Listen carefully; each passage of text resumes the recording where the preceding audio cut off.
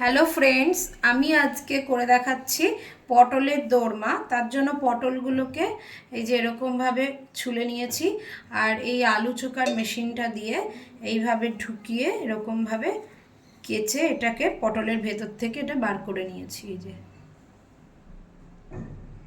এটা বার করে নিয়েছি। এবার এটাকে আমি ভালো করে ধুয়ে নিয়ে তেলে ফ্রাই করব। কড়াই গরম হয়ে গেছে, কড়াইতে তেল দিয়ে দিয়েছি, তেল গরম হয়ে গেছে। এবার আমি এই পটলগুলোকে ভাজবো।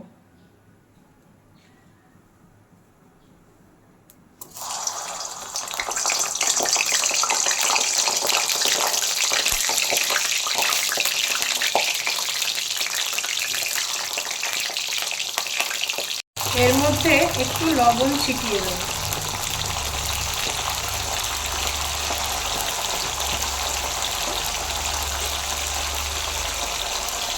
দেখুন পটলগুলো সব ভাজা হয়ে গেছে। আমি এরকমভাবে হালকা করে ফ্রাই করে নিয়েছি। এবার এটা একটু ঠান্ডা করতে দেব। এদিকে আমি এখন পুরটা বানিয়ে নেব।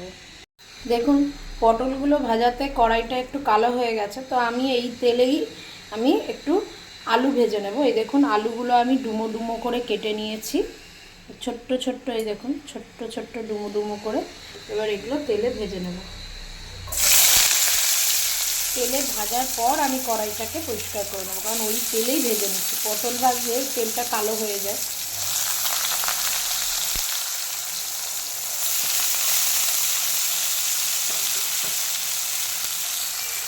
দেখুন আলুগুলো আমার ভাজা হয়ে গেছে। এই যে দেখুন আমি একটু পনির নিয়ে নিয়েছি। এবার পনিরটাকে ভালো করে চটকে নেব। আমার এখানে 500 গ্রাম পনির আছে। ভালো করে স্ম্যাশ করে নেব। কড়াই বসিয়েছি, কড়াইতে তেল দিয়েছি, তেল গরম হয়ে গেছে। আমি এখানে পনিরগুলোকে এরকমভাবে স্ম্যাশ করে নিয়েছি। এবার এই পনিরগুলোকে তেলের মধ্যে ছেড়ে দেবো, দিয়ে পুরটা বানাবো।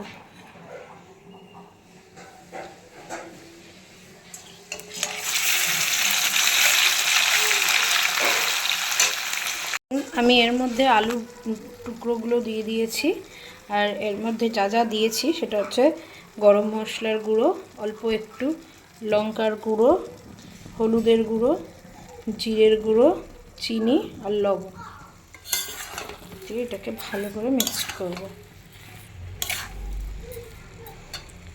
জল লাগলে অল্প একটু হাতে ছিটানো জল দেব।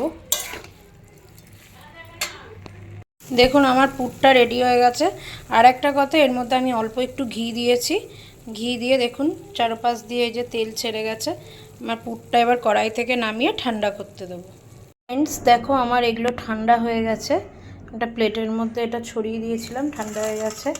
এবার আমি এই যে পটলটা রেখেছি, এই পটলগুলোর মধ্যে ভরবো।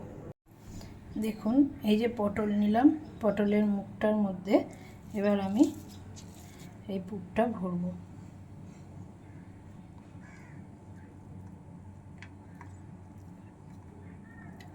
এরকমভাবে আঙুল দিয়ে দিয়ে পুরগুলো ভরে নেব।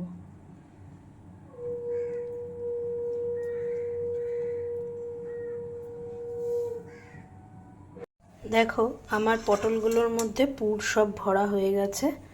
এই যে আমি একটা তুলে দেখাই। এই যে পুর ভরেছি, একদম মুখ ভর্তি করে দেইনি, হ্যাঁ, তাহলে কি হবে, গ্রেভির মধ্যে দিলে কিন্তু বেরিয়ে যাবে। তো একটু ভেতরে দিয়ে বুড়ো আঙুল দিয়ে ঠেসে দিয়ে সামনেটা একটু ফাঁকা রেখেছি। তাতে কিন্তু আমার মুখ বন্ধ করতে লাগবে না কিছু দিয়ে। এই দেখো এটা কিন্তু বেরিয়েও যাবে না। এবার আমি গ্রেভি করব। দেখুন আমি এই ছোট্ট বাটিটার মধ্যে মশলা নিয়ে নিয়েছি। কি নিয়েছি, বড় চামচের 1 চামচ হলুদ গুঁড়ো, 1 চামচ ধনে গুঁড়ো, 1 চামচ জিরে গুঁড়ো, 1 চামচ শুকনো লঙ্কার গুঁড়ো, আর 1 চামচ কাশ্মীরি লঙ্কার গুঁড়ো। এবার আমি এই যে টমেটোটা, এই টমেটোটা এর মধ্যেই ঘষে দিয়ে দেবো, দিয়ে জল দিয়ে গুলে রাখবো। দেখো গ্রেভি করার জন্য কড়াইতে তেল গরম করে শুকনো লঙ্কা দিয়ে দিয়েছি।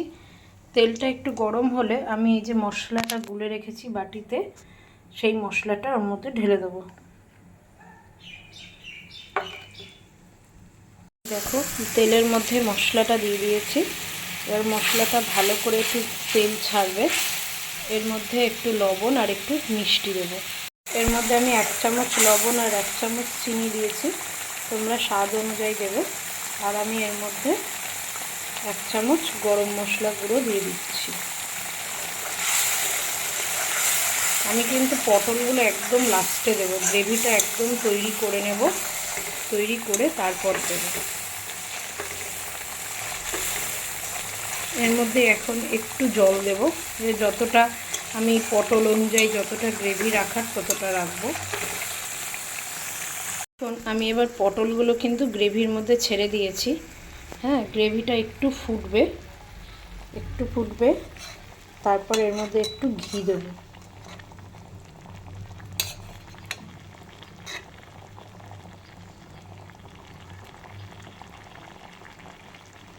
বেশি নাড়বো না।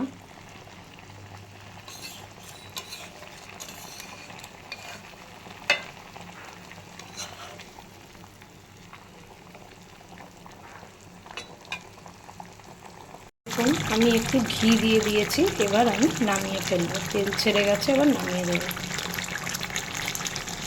রেডি হয়ে গেল আমার পটলের দরমা। দেখুন আমার এটা পুরো কমপ্লিট, আমি গ্যাস বন্ধ করে দিয়েছি। আপনাদের এই রকম রান্নাগুলো ভালো লেগে থাকলে আমার চ্যানেলটাকে সাবস্ক্রাইব করবেন, লাইক করবেন এবং কমেন্ট করবেন। এই রান্নাটা গরম গরম ভাতের সাথে খেতে, এমনকি শুধু শুধু খেতেও খুব ভালো লাগে।